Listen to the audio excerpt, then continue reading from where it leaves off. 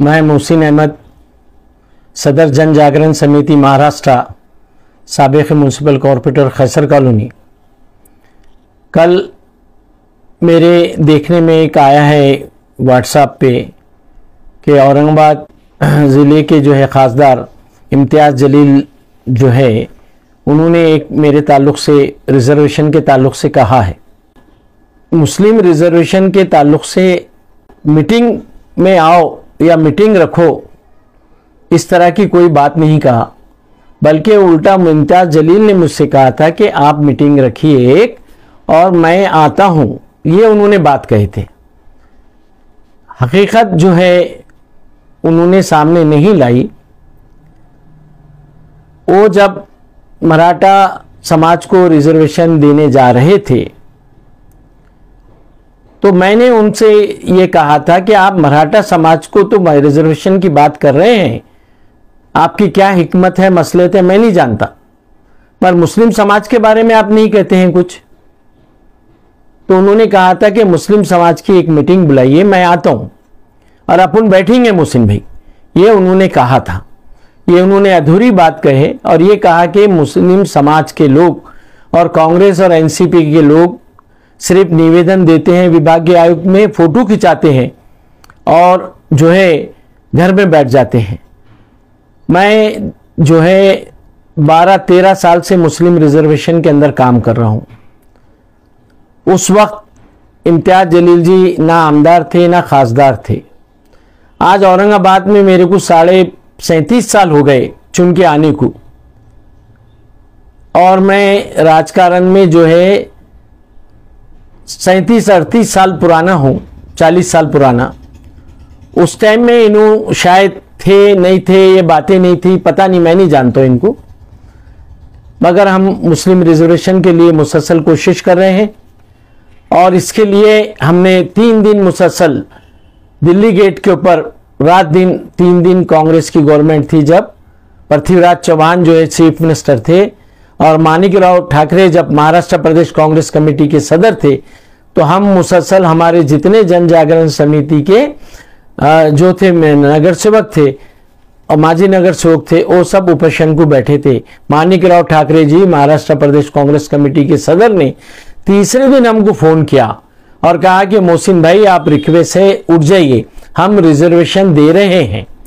मैंने कहा कि मेरे अकेले से कुछ होगा नहीं, आप मेरे साथियों से भी बात करें तो मैं उसके बाद ही कुछ फैसला करूंगा। तो उन्होंने फिर हमारे साथी नगर सेवक मुनाब भाई, शेख मुनाब भाई से बात करें, फिर आबिदा बेगम नगर सेविका से बात करें और दूसरों से बात रख के उन्होंने रिक्वेस्ट किए। उसके बाद तीसरे दिन हम जो है उपोषण से जो है आंदोलन से विभागीय आयुक्त कार्यालय के सामने से उठे। उसके बाद उन्होंने रिजर्वेशन दिया है।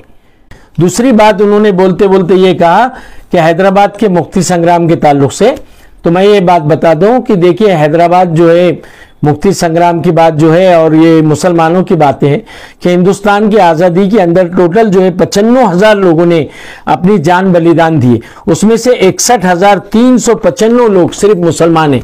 ये देखिए आपके सामने कागज है और इसके अंदर आपको समझ में आ रहा होगा, ये आपके सामने सारी चीज़ें हैं। रही दूसरी बात, इन्होंने निज़ाम के ताल्लुक से कहा है कि निज़ाम के ताल्लुक से लोग आ रहे हैं, 17 सितंबर है, वो लोग गुजर गए, वो बात खत्म हो गई, उनकी बातें मत कहो।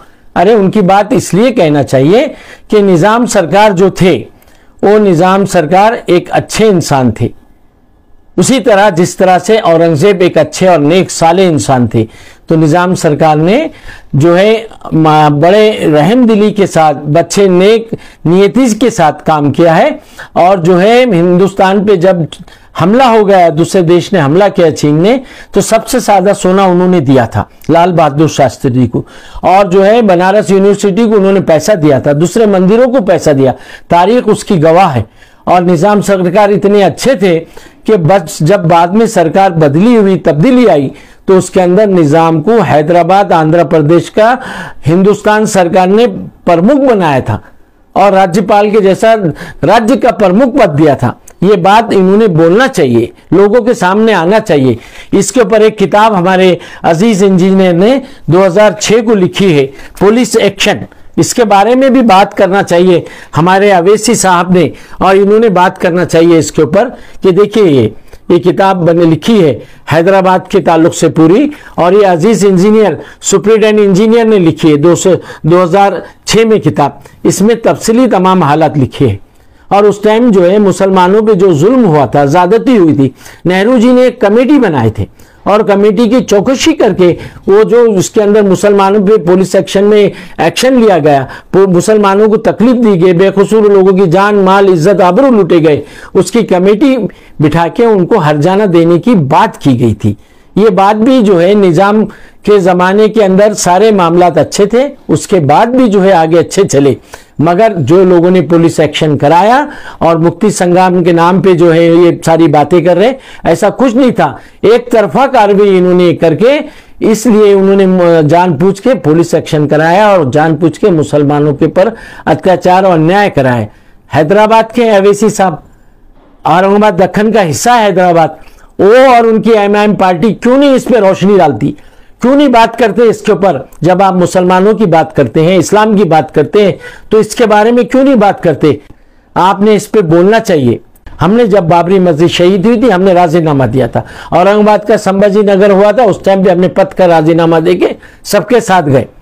ये हम यहाँ के जो है एकदम जुड़े हुए लोग हैं माथी से, इसलिए हमारे बारे में कोई बात करने से पहले मेहरबानी करके सोच लेना चाहिए था। ये वक्त, ये मौका नहीं था कि हमारा जिक्र करके ये बात करें, मगर आपने ये बात करके ये चीज का सबूत दे दिया कि लोगों ने जो चुन के दी है आपको उस समाज से, वो लोगों से मोहब्बत नहीं है। आप मराठा रिजर्वेशन के लिए दौड़ रहे हैं, ठीक है दौड़िए, मुस्लिम रिजर्वेशन के लिए कौन दौड़ेगा? मुसलमानों के उसके जायज हुकूक कौन देंगे? सच्चर कमेटी की रिपोर्ट आके 2006 में आ गई, 403 पेज की, मनमोहन सिंह को दिए उन्होंने, और मुसलमानों पे आज तक रिजर्वेशन नहीं मिला। आप 2 से 3 लोग हैं पार्लियामेंट में, क्या कर रहे हैं? क्यों नहीं अमल बजावनी करते आप? हम समय समय पे कांग्रेस के रह के आवाज उठाते रहते हैं। आप अगर आपसे काम नहीं होता तो आप राजीनामा देना चाहिए।